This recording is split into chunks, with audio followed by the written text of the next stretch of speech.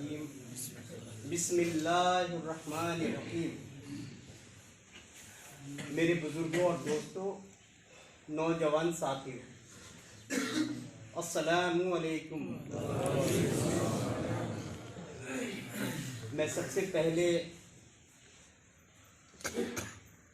इस महफिल में तशरीफ़ फरमा हमारे उलमाए दीन,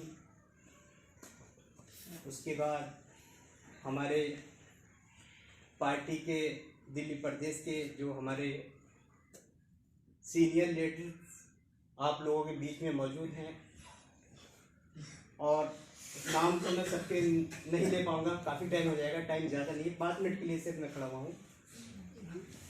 मैं सब लोगों का तहे दिल से शुक्रिया अदा करता हूँ। ज़्यादा गुफ्तगू न करते हुए सिर्फ 2 मिनट के लिए मैं आप लोगों के बीच हाजिर आया हूँ। जैसा हमारे साहब ने बताया, अभी बड़े साथी हमारे बड़े मीम पार्टी के मजलिस-ए-इत्तेहादुल मुस्लिमीन के बहुत कद्दावर सिपाही हैं हमारे, जो उत्तम नगर से चलकर आपकी सरजमीने खजूरी के अंदर में मौजूद हैं। कुछ अपनी गुफ्तगू में हमारी मीम पार्टी की बातें आप तक पहुँचाएंगे। उसमें से थोड़ी सी 2 बातें मैं भी क्लियर कर देना चाहता हूँ, और ये बहुत ज़रूरी है हमारे बुजुर्गान को भी और हमारे नौजवान साथियों के लिए भी, क्योंकि हमें अपनी हिस्ट्री का पता होना बहुत ज़रूरी है। मजलिस-ए-इत्तेहादुल मुस्लिमीन मरहूम अब्दुल वाहिद साहब की मेहनत के द्वारा आप लोगों के बीच में पहुंची है, और इसका वजूद जो मेहनत शुरू की गई थी 1927 में स्टार्टअप हुआ था, और हमारी मजलिस-ए-इत्तेहादुल मुस्लिमीन जो स्टार्टअप हुई है, जो वजूद में आई है, वो 1958 से हुई। तो ये बहुत ज़रूरी है, क्योंकि हमारे को इस चीज़ का इल्म होना चाहिए, मालूमात होना चाहिए, क्योंकि जब हमारी मालूमात पक्की होगी, जानकारी होगी, तभी तो हम उसके बात करेंगे आगे। तो इसका आप लोग नोटिस में कर लेना इस चीज़ को। 1927 में हम लोग स्टार्टअप हुए, लेकिन वजूद में जब हमारी पार्टी आई है, मरहूम अब्दुल वाहिद वैसी साहब की मेहनत के द्वारा 1958 में स्टार्टअप हुआ है हमारा, जो वजूद में आनी शुरू हुई है। आपकी बड़ी मेहनत रही है, बड़ी कुर्बानी दी है आपने, और दर दर की ठोकरें खाई हैं आपने, प्रशासन से पिटाई खाई है आपने। क्यों? क्योंकि उस टाइम कोई भी आदमी आपकी बात सुनने के लिए तैयार नहीं होता, लेकिन अल्लाह का शुक्र है, हक तो हक है। आपने अपने हक का पैगाम आप लोगों तक पहुंचाया, आज अल्लाह का शुक्र है। 1958 से लेकर के आज उनकी मेहनत उस पोजीशन पे, उस कगार पे खड़ी हुई है कि आज अल्हम्दुलिल्लाह हिंदुस्तान के कोने कोने में आपका चर्चा रहा है और आपका परचम लहरा रहा है। इसी गुफ्तगू को मैं आगे बढ़ाता चलूँ। हैदराबाद के अंदर में आपका गढ़ कहलाता है, वहाँ पर अल्लाह का शुक्र है अल्हम्दुलिल्लाह हॉस्पिटल्स, कॉलेजेस, और वहाँ पर बहुत सारी इस तरह की आपकी फैसिलिटीज़ हैं जो मैं समझता हूँ कि बहुत अच्छे लोगों को वो मुहैया नहीं है, जो वहाँ पर आम आदमी को मुहैया है। उसकी वजह क्या है? आपकी पावर। मुत्तहिद हो जाइए मेरे बुजुर्गों और दोस्तों, नौजवान साथियों। अगर आप मुत्तहिद हो गए, आपकी पावर होगी, तो आप काम करेंगे। आपके कॉलेजेस होंगे, आपके स्कूल्स होंगे, अच्छी आपकी कॉलोनियाँ होंगी, अच्छे आपके डॉक्टर होंगे, बच्चे मास्टर होंगे, इंजीनियर्स होंगे, टीचर्स होंगे, आपके वकील्स होंगे आपके। ये ऑलरेडी प्लेटफॉर्म आपको मिला हुआ है। किनके द्वारा? मरहूम अब्दुल वाहिद वैसी साहब, सालार मिल्लत साहब, जो आप हमारे बैरिस्टर रशदुल से आपके पापा साहब, दादा साहब ने प्लेटफॉर्म ऑलरेडी हमें दिया हुआ है। तो लिहाजा इस चीज़ को आप मजबूती से पकड़ लीजिए कि अब हमें इधर उधर ना जाके सिर्फ इत्तेहादुल मुस्लिमीन के लिए काम करना है, उसको वोट करना है, उसको सपोर्ट करना है। क्यों? क्योंकि आज वक्त बहुत नाजुक दौर से गुजर रहा है। आप उस ट्रैक पे खड़े हैं, अगर जरा सा भी पैर स्लिप हो गया है ना आपका, तो आप तो तबाह होंगे ही होंगे। आपकी जो न्यू जनरेशन है आने वाली ना, उनका नाम लेने वाला नहीं होगा। तो लिहाजा मेरी आप लोगों से गुजारिश है कि आप जाग जाइए। और एक छोटी सी और बात बताता चलूं मैं, लोग कहते हैं ना कि बीजेपी की बी टीम है। जनाबे आली हैदराबाद के अंदर में आपका गढ़ है, वहां माहौल क्रिएट किया हुआ है, वहां ऑलरेडी आपका बेस बना हुआ है। महाराष्ट्र के अंदर में आप जैसे मौजूद जिम्मेदार लोगों ने वहां पर कमान संभाली, वहां पर आज अल्लाह का शुक्र है अल्हम्दुलिल्लाह एमएलए भी हैं हमारे, निगम पार्षद भी हैं हमारे, और वहां पर हमारे एमपी भी हैं।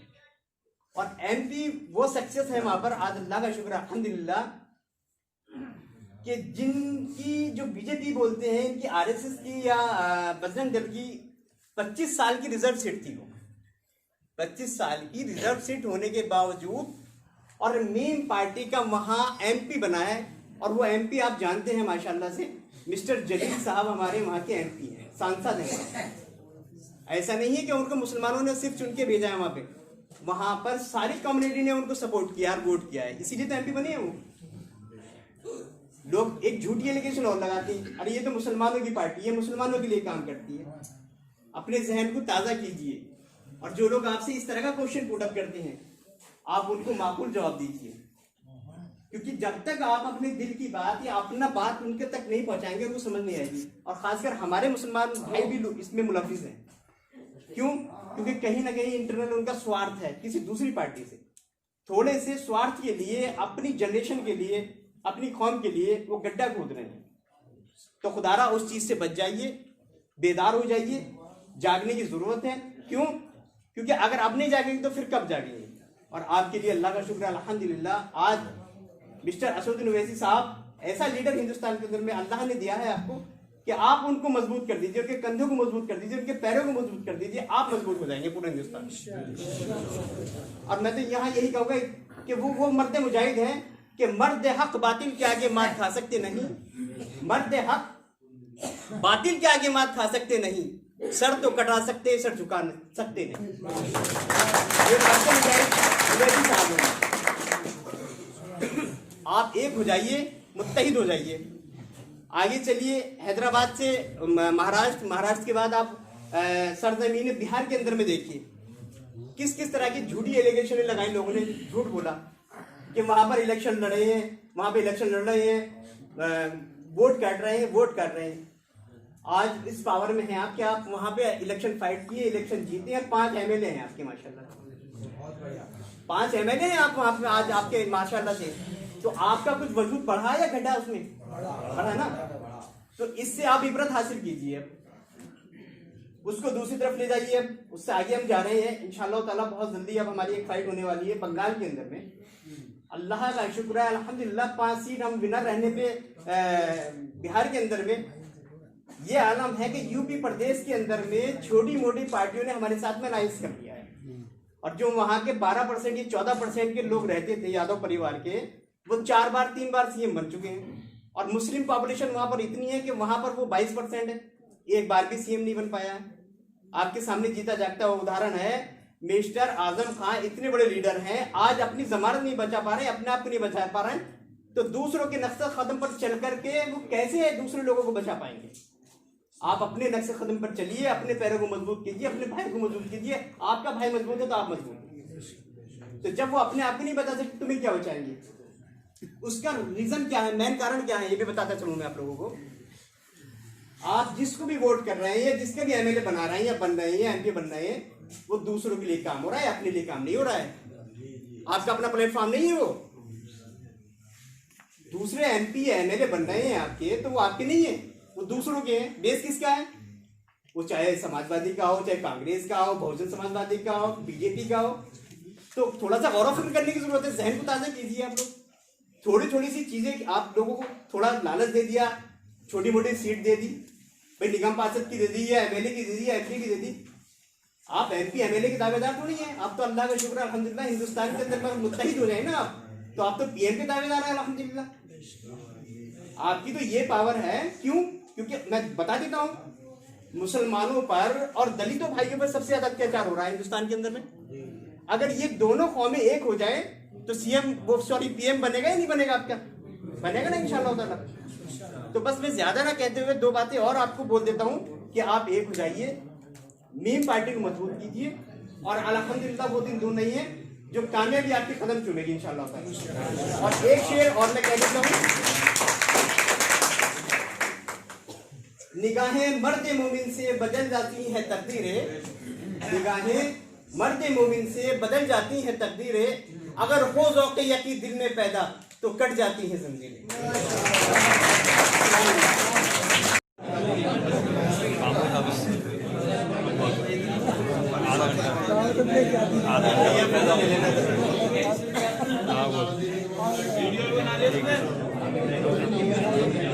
माशाल्लाह मजलिस को सभी साथियों ने ज्वाइन करा है माशाल्लाह।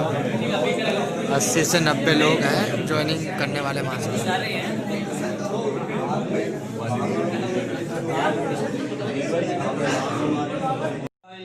सुब्हानक इन्नी कुन्तु मिनज़ ज़ालिमीन, ला इलाहा इल्ला अंत सुब्हानक इन्नी कुन्तु मिनज़ ज़ालिमीन, ला इलाहा इल्ला अंत सुब्हानक इन्नी कुन्तु मिनज़ ज़ालिमीन, सुब्हानल्लाहि व बिहम्दिही सुब्हानल्लाहिल अज़ीम।